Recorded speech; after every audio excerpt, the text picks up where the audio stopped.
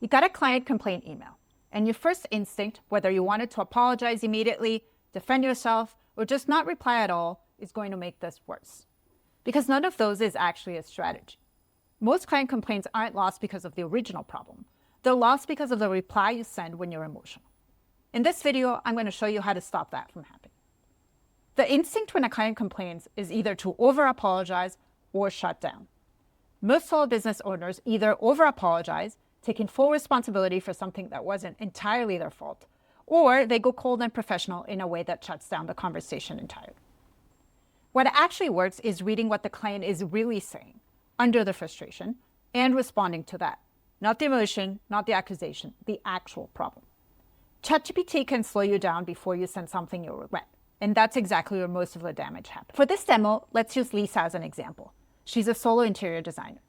Her client David just emailed saying the concept she delivered doesn't feel right and he expected something more modern. Before Lisa types a single word of her reply, she uses prompt 1. This prompt does one thing. It separates the emotional language in David's email from the actual issue underneath it. That's the only way to respond to the right problem. ChatGPT is going to break this down into 3 parts. What David said, the literal complaint, what he likely means underneath the frustration, which may be something entirely different, and what the actual facts of the situation are, separate from the emotion. That reframe is the difference between a reply that fixes the situation and one that makes it worse. Now Lisa knows what she's actually responding to. Prompt 2. Now that Lisa has a reframe, she drafts her reply. The goal here is 3 things.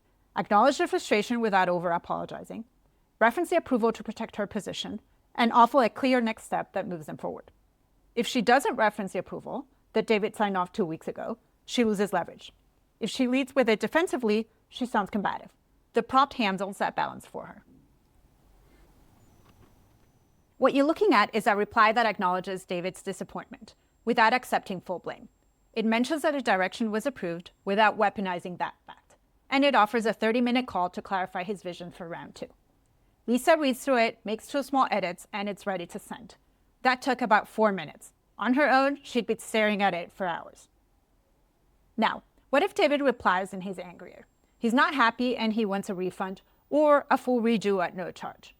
This is where most solo business owners make the second mistake. They either fold immediately or they match the energy. Prompt 3 is specifically for this moment. ChatGPT gives Lisa a de-escalation reply. Calm, non-apologetic, and firm. It acknowledges that David is frustrated without conceding that he's right. It restates the scope of the original agreement, and it offers 1 revision round with a defined scope. Not a call, not multiple options, just 1 concrete path forward. The 1 resolution path is important, not because it signals confidence, but because offering 5 options when you're stressed usually means promising something you'll regret. 1 path you're actually willing to fulfill keeps you in control of the outcome. If David rejects the path, Lisa now has a clear record that she offered a reasonable resolution and he declined it. That matters if this ever goes further.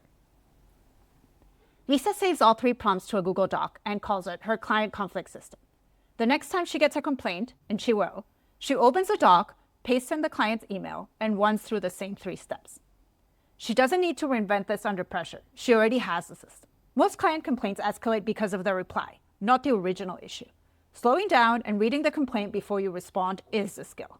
These prompts are just a system for doing that. The prompts are in the description. Copy them in your own doc before the next complaint lands. What's the hardest client email you've ever had to reply to?